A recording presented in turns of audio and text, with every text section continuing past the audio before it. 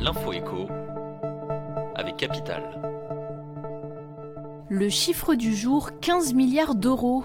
C'est le manque à gagner que la fraude à la taxe sur la valeur ajoutée, la TVA, représenterait par an pour l'État.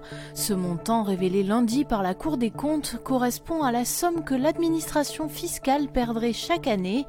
Du fait d'irrégularités volontaires ou non, les magistrats de la rue Cambon font notamment part de leurs soupçons sur le secteur du e-commerce, où les contrôles sont difficilement réalisables. Ces chiffres démontrent l'importance de lutter contre ce phénomène, d'autant plus que la TVA d'un montant de 168 milliards d'euros en 2018 reste de loin la première rentrée fiscale pour l'État. Le coup de gueule du jour est poussé par le député PS Boris Vallaud contre Emmanuel Macron et son gouvernement. Réforme des retraites, privatisation d'Aéroports de Paris. Le député socialiste juge sévèrement la politique de l'exécutif menée depuis 2017. Interrogé par Capital.fr sur la gestion du gouvernement de l'épineuse question des retraites, il estime que l'enfumage est permanent et l'accident industriel n'est pas loin. On ne sait pas où l'on va et pire, on ne sait pas si le gouvernement lui-même le sait, assène Boris Vallaud. Il déplore également qu'Emmanuel Macron, qui s'est fait élire sur la promesse d'écouter tout le monde de gauche et de droite, a fini par n'écouter que lui-même. Une interview à lire sur notre site. L'info pratique Capital. Depuis le 1er décembre, les fonctionnaires disposent d'un nouveau produit d'épargne retraite. Le contrat pré-fonds retraite qui leur est destiné fait en effet peau neuve.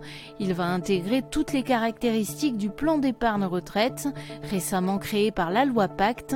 Vous pourrez par exemple sortir l'intégralité des sommes placées en capital plutôt qu'en rente au moment de la retraite. Pour les particuliers ayant déjà souscrit en contrat pré-fonds retraite, leurs droits acquis ne seront pas modifiés avec la transformation en PER.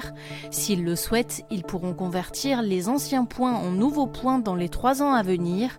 Attention, selon votre situation, vous n'avez pas intérêt à faire cette démarche. Des explications à retrouver sur notre site. On termine avec les cartes d'identité qui vont changer de visage. Comme pour les permis de conduire avant elles épouseront dès l'été 2021 le format carte bancaire. Cette information a été confirmée par le ministère de l'Intérieur, interpellé à ce sujet par un sénateur. La France va ainsi se conformer à la réglementation européenne adoptée en juin dernier, qui prévoit la mise en place dans les États membres d'une carte nationale d'identité en format carte de crédit, devant comporter une zone de lecture automatique et respecter les normes de sécurité minimales fixées par l'Organisation de l'aviation civile internationale. L'entrée en vigueur est prévue pour le 2 août 2021. C'était l'info écho avec Capital.